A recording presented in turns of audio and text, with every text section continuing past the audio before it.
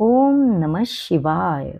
श्री शिवमहापुराण रुद्र संहिता सती खंड अध्याय 21. शिव सती विहार. श्री गणेशाय नमः. ब्रह्मदेव नारदांना म्हणाले, मुनिवर्य, कैलासावर गेल्यावर भगवान रुद्र नंदीला व अन्य गणांना म्हणाले, आता तुम्हीही काही काळ येथे राहू नका, अन्यत्र जा. मी स्मरण करताच परत या. त्यांच्या आज्ञेनुसार वीरगण नंदी हे सर्व निरनिराळ्या स्थानी गेले. तेथे फक्त रुद्र आणि त्यांची नवपरिणीत पत्नी सती हे असे दोघेच राहिले. भगवानांना पतिरूपात प्राप्त केल्यामुळे सती फारच आनंदात होती. कठीण तप केल्यानंतरच तिला त्यांचे सानिध्य प्राप्त झाले होते. रुद्रांची अवस्थाही वेगळी नव्हती. त्यांचा विरह संपला होता. सतीशी विवाह झाल्यामुळे ते स्वतःला धन्य समजत होते. तिच्या सौंदर्याने पुरते मोहित झाले होते. त्या स्थानी एकमेकांशी रममाण होऊन त्यांनी अनेक प्रकारे क्रीडा केली. रुद्रदेव वनपुष्पांच्या माळा बनवून सतीच्या गळ्यात घालत असत. ती आपले मुख आरशात न्याहाळत असे तेव्हा ते हळूच तिच्या मागे जाऊन उभे राहत असत. ते तिच्या कानातील कुंडले काढत असत व पुन्हा घालत असत. केव्हा केव्हा तिच्या पायांना लाल रंग लावत असत.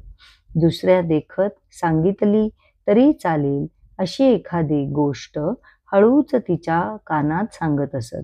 ते तिच्यापासून कधीही दूर होत नसत, पण कधी दूर जातो असे दाखवून हळूच परत येऊन ती काय करते हे पाहत असत. कधी अदृश्य होऊन तिला गोंधळात टाकत असत आणि ती व्याकुळ झाली की हळूच प्रकट होऊन तिला आलिंगन देत असत. ते तिच्यासाठी फुलांचे अलंकार बनवत असत.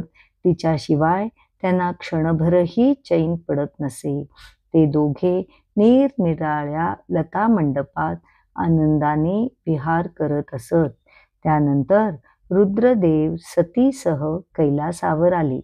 तेथे त्यांनी कामदेवाचे स्मरण केले. त्यांच्याबरोबर वसंतही आला. त्यामुळे वृक्ष व लता फुलून गेल्या. उत्तम सुगंधित मलय वायू वाहू लागला. सरोवरे तलाव कमळांनी बहरले. आम्रपल्लवांवर बसून भ्रमर गुंजारव करू लागले.